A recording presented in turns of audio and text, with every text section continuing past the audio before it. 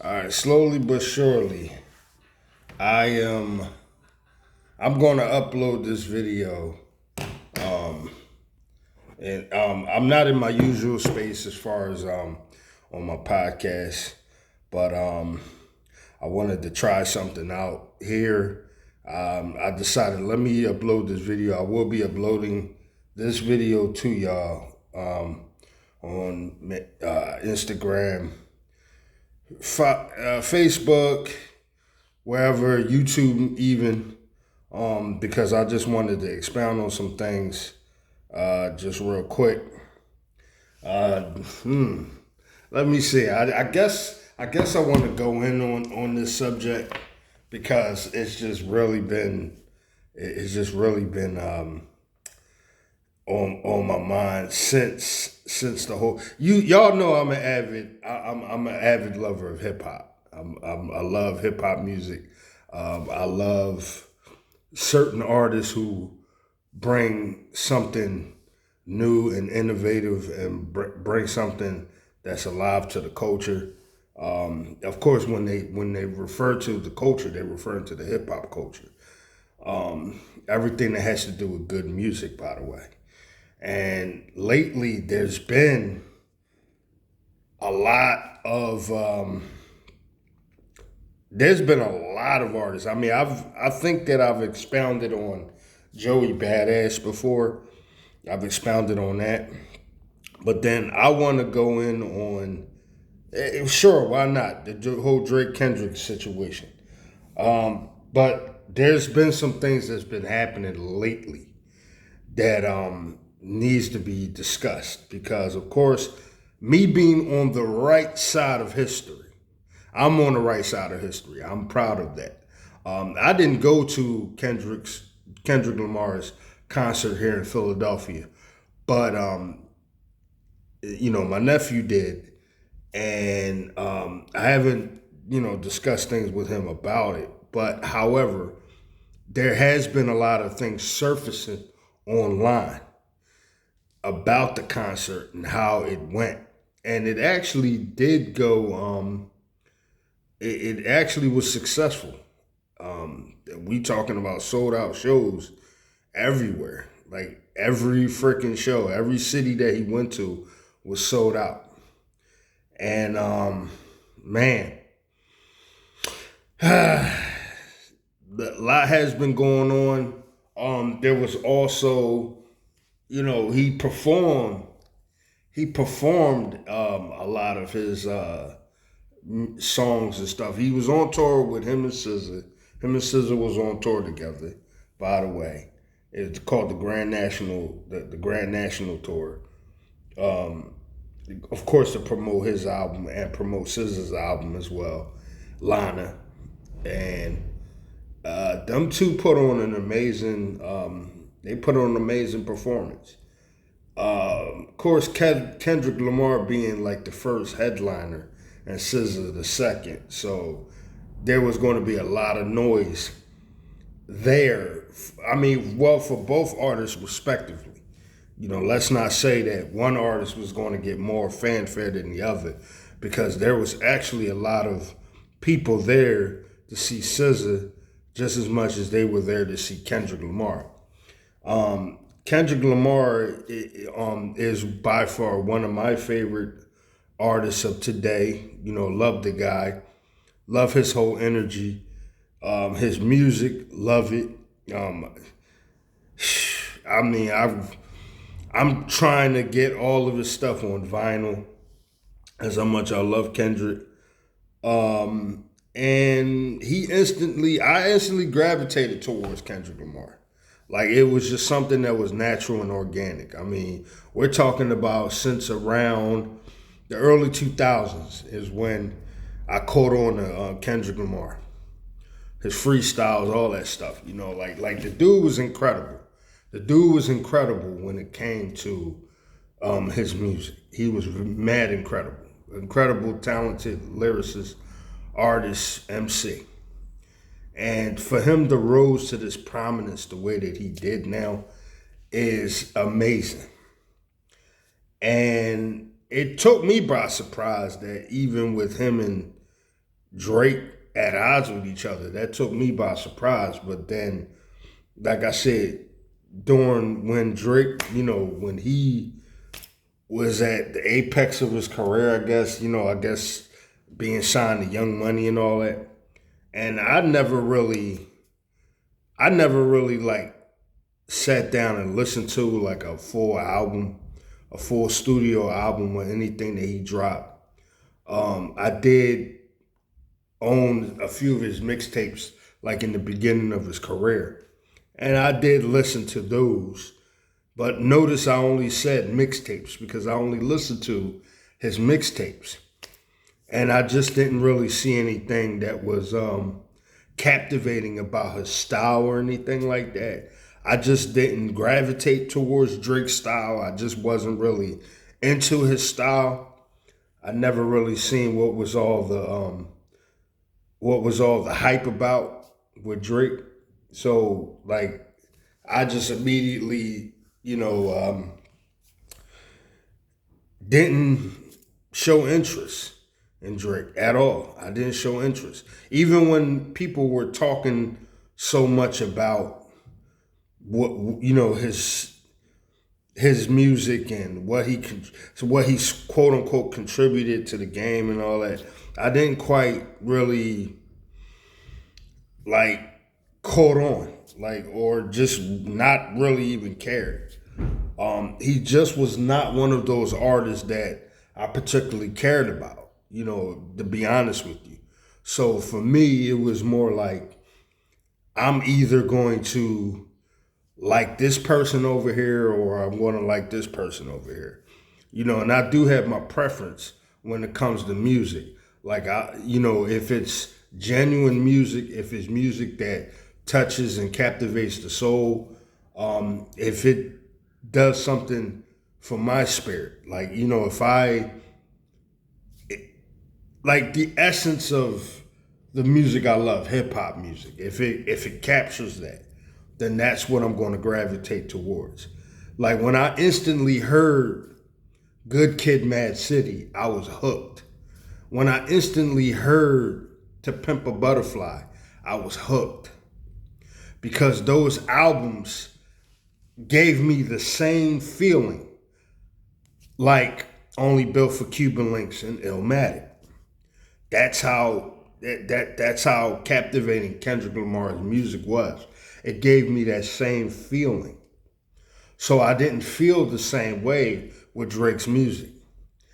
And this is not to really go so much on a Drake rant, but this is also to point out some things that during their back and forth, this is also to point out some things that indiscrepancies of that matter.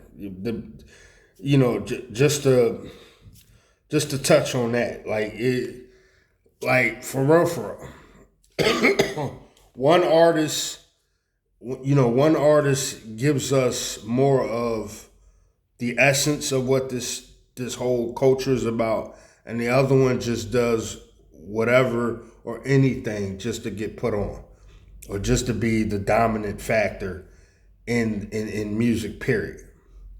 We're talking about mainly a pop artist, for that matter. We're talking about a pop artist. I mean, what more can you even say? He's a pop artist. It's like hip hop versus pop. So of course, one of the better segues into that, being as though I said that, is that's why with the whole disses between those two, Kendrick Lamar could have gave him his most scathing bars ever, right? He could have really went in on it, basically, but he didn't. I felt like if I'm looking back at this whole thing, I'm looking at the fact that Kendrick Lamar, it's not that he didn't take it serious, but he didn't really give him his more serious bars. He didn't really go in on him like I thought he was going to go in on him. But it all makes sense now. He didn't really have to do that. Drake is not that complex as a rapper, per se, because again, he's not a rapper, right? He's not a hip hop rapper. He's not a lyricist, an MC. That's listen. All of y'all out there, if y'all see this video, that y'all might take this as this is my opinion, but I don't feel like he's that good. I don't feel like, what I'm saying, he represents the culture of hip hop. He doesn't. He's a pop artist at best. He's best when he sings. He's best at when he's acting. Those are the things that are working for him. I feel like if we're talking about going the whole back and forth, the battle per se, because I come up in the time when I caught Nas and Jay Z, that and 50 and Ja Rule, even though those are conversations for another time.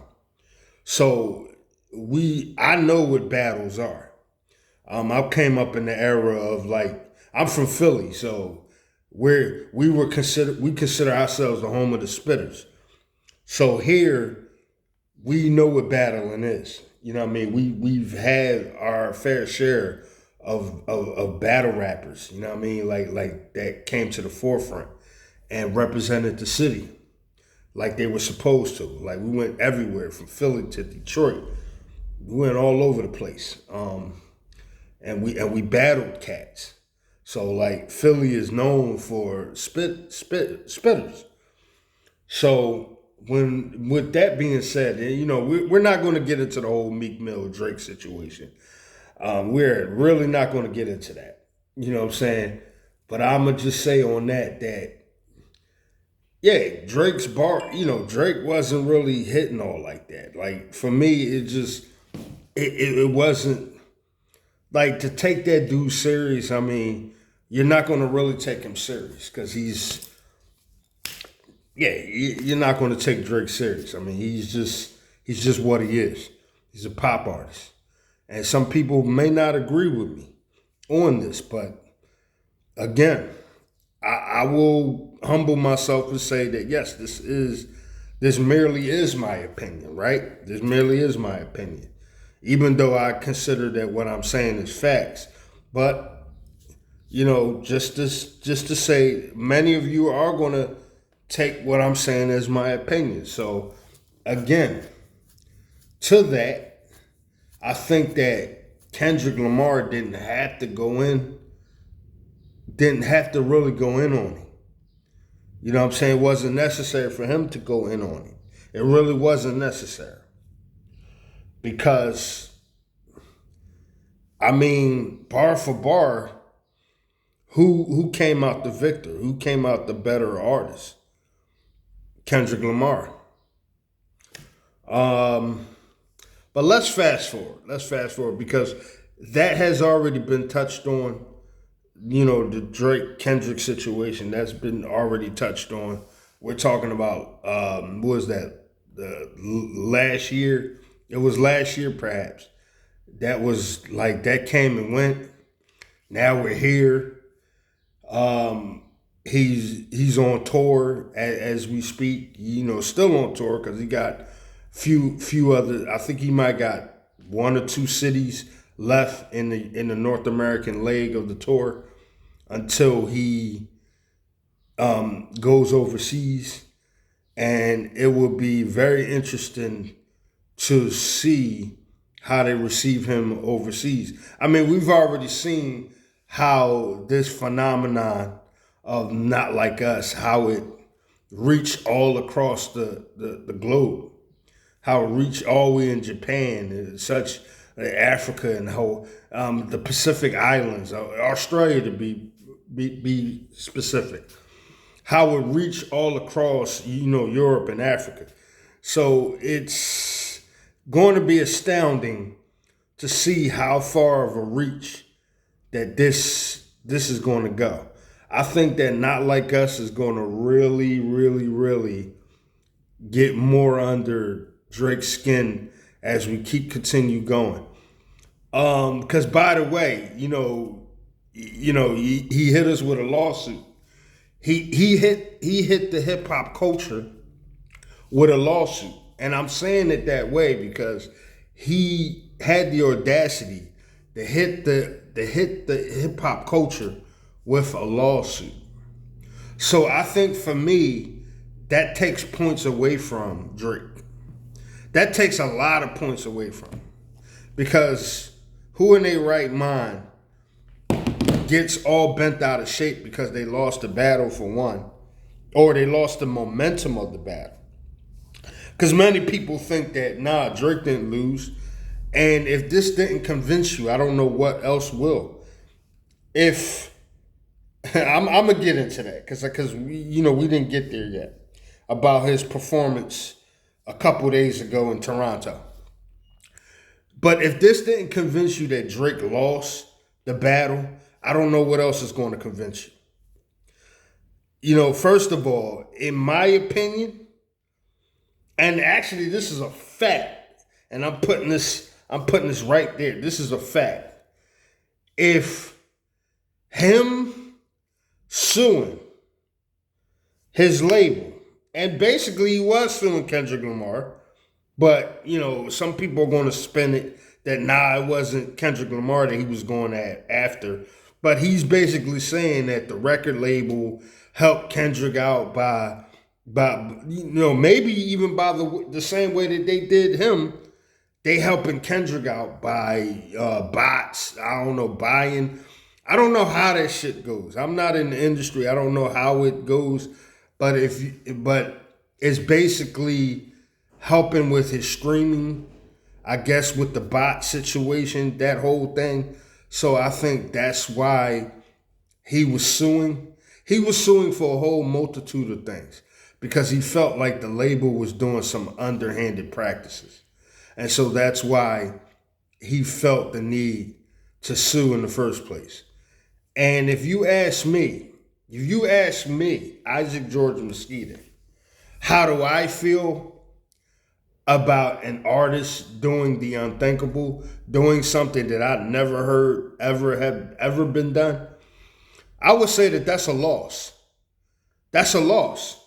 That's a loss, opinion or fact. That's a loss. That's a loss. I never heard nobody ever sue anybody for losing a battle. I never heard anybody, that's like a battle rapper. That's like a battle rapper. Like if you want me to emphasize on what I'm talking about here, that's like somebody from KOTD, which is King of the Dot. I think that's what it's called, King of the Dot, or Smack. Remember Smack's venue, and I'm trying to think of all the other different battle. I can't quite figure out what the name of the other stuff is, but that's like somebody coming from the battle rap circuit, and that's like another battle rapper suing another battle rapper because of some things that were said in the diss. Let's put it this way. That's almost as similar to if Ja Rule turned around and sued 50 Cent or 50 Cent's label, Interscope or whatever.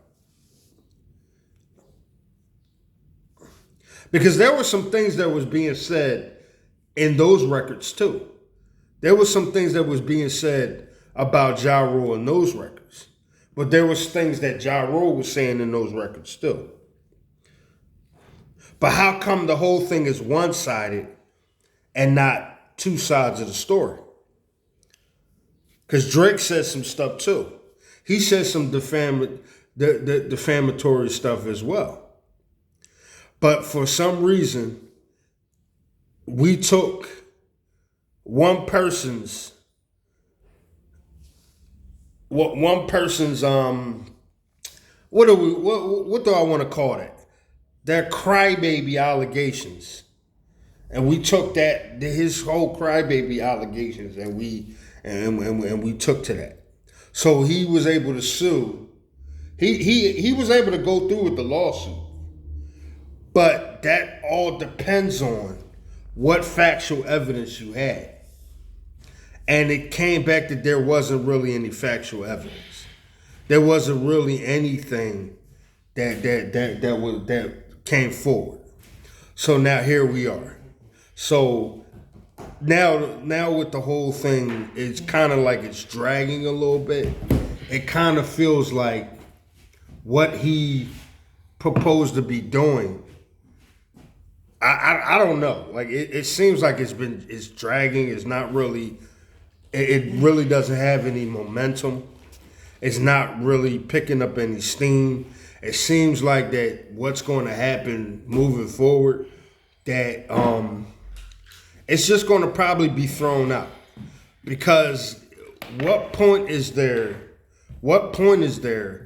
to keep this whole thing going?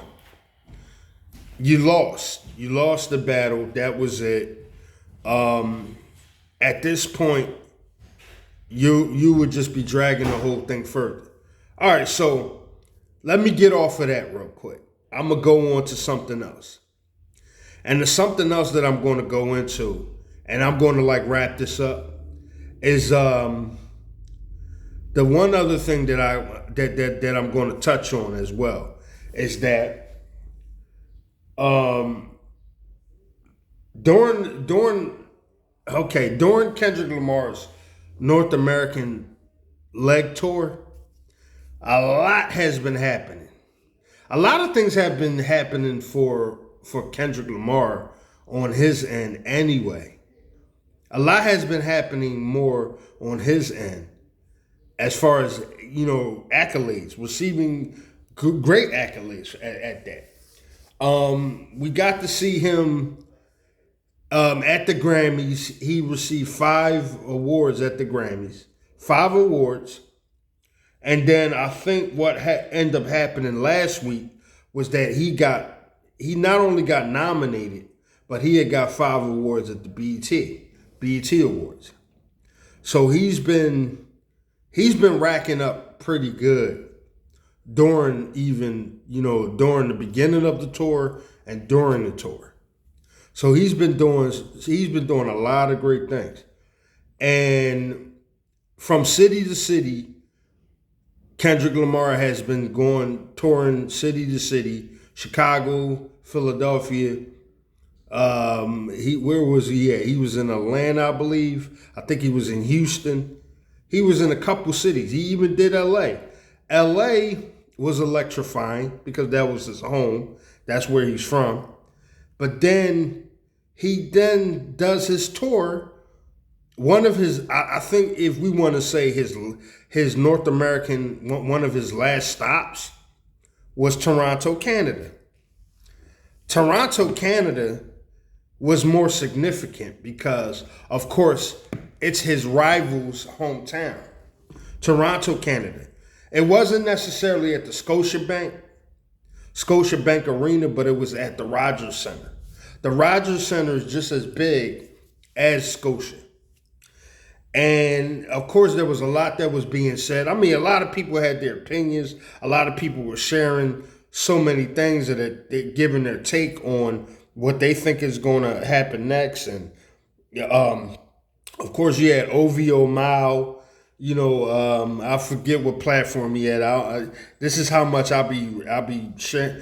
This is how much I'll be following these people. I don't really follow them all like that. But OVO Mao from Rory and Mao, from that platform, I guess that's what it's called. He's like the ultimate like Drake. He's like the ultimate Drake fan. So with Mao, he went on to say, I think this was like maybe a while ago. He said this though, that Kendrick Lamar wouldn't sell out. He wouldn't sell out in no arenas. Like if it comes to Toronto, he wouldn't sell out nowhere in Toronto or something like that. And he had the audacity to say that. Because he said that, what has happened is Kendrick Lamar was supposed to do a concert show one time in Toronto. But he added 2 nights to Toronto. He didn't just say one night. He added another night to it. So he had 2 days that he performed. 2 nights, I'm sorry. 2 nights that he performed in Toronto, Canada. And he performed both those nights. Both those nights he sold out. He sold out both nights he sold out. Incredible. Incredible. He sold out in both nights. And this, of course, stumped Miles' whole pathetic attempt at trying to make a point here, for Drake's case, that, that he was going to get, booed in his hometown. They were going to boo Kendrick Lamar. Kendrick Lamar was not going to sell out that particular venue. That everything wasn't going to go well for Kendrick Lamar, basically. And that's what he was rooting for. Things not to go well. And also another person wanted for things not to go well for him either was Drake himself. There was supposed to have been some type of campaign, some type of protest outside of the Rogers Center where Drake was supposed to, I don't know what group it was. I heard something that there was supposed to have been like, I guess these are a bunch of fans, but this was like some kind of group that was supposed to had set up shop outside of Rogers Center, and they were supposed to be giving out free pizzas and OVO merch, hoodies to be exact. They were supposed to be giving out hoodies. And this was supposed to have stumped the fans from coming in, or maybe if there were going to be fans coming in, that they were supposed to have boo him at least. It was supposed to have did a lot of things. Basically sabotage Kendrick Lamar's whole visit to Toronto. And that didn't work. Crazy that didn't work. That didn't work at all. Kendrick Lamar went on to perform the first night. The first night was sold out. He performed Not Like Us. Not Like Us became an instant hit at Rogers Center. And they demanded him doing another ovation of Not Like Us. They demanded that he perform it again. Of course, academics, his dumb nut ass would go on to say that, well, he's supposed to have performed it. If this is the sixth, he was supposed to have performed it 6 times. Idiot. Anyway, academics is just one of those dudes who, he's just a constant thorn in your ass. Whether he performed it 2 times or 6 times, the fact that he performed Not Like Us, period, is a bold statement in his rival city. First of all, for somebody to perform a record that is dissing, that the person themselves is suing over, the person themselves is suing over a record for defamatory remarks made and stuff like that, is a big statement in the Rogers Center in Toronto, Canada. That's a big statement. Kendrick Lamar made a big statement, and he followed through with that statement. He followed through with that performance, and he went on to perform the record. Basically saying, you know what? I hear everything that's going on. I know all that's going on. And I know what this idiot is doing, referring to Kendrick and Drake. He knows what's going on. And his pathetic attempt at sabotaging something that this man is deserving of, for one. And he didn't need Drake to actually catapult his career, because the Grand National Tour was not even about Not Like Us. The Grand National Tour was not even about 616 in LA. It wasn't even about Euphoria. It wasn't even about the diss records. This whole thing wasn't even about a campaign against dissing Drake furthermore. It was about GNX his next album, his album that he decided to put out, and he decided to he not only decided to put the album out, but then he decided to follow up with the tour. And who did he bring alongside with him? Was SZA, along with the tour. That they both got a record that's on her album. Also, so they said, okay, since you dropped your album, and since we got a single, we SZA's on both albums. She's on Lana, and she's on GNX. So they decided we're going to just do a tour. And when they dropped their respective albums, they announced that they were going to do the Grand National Tour. It was the same surprise announcement like when their albums dropped. So you see how fast SZA became a staple, and you see how fast this GNX album became a staple.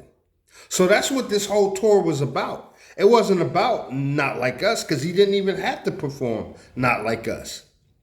But he made a statement when he was at the Rogers Center. He made a statement saying that, you know what? So I can get in this dude's skin more and more and more, I'm going to perform this shit. I'm going to do it one more time. Matter of fact, I'm just going to do it, period. He performed the shit. He performed it. He basically made a statement. Kendrick Lamar made a statement. I'm going to perform the record. Since this dude wants to sue over shit, since he wants to be butthurt about losing, and since that's what he loves to do is be online, and he wants so much attention, so much, then all right, I'm going to give him the attention that he wants. I'm going to be in his city, and I'm going to perform the diss tracks in his city. It's almost like he's at an all-time high of pettiness.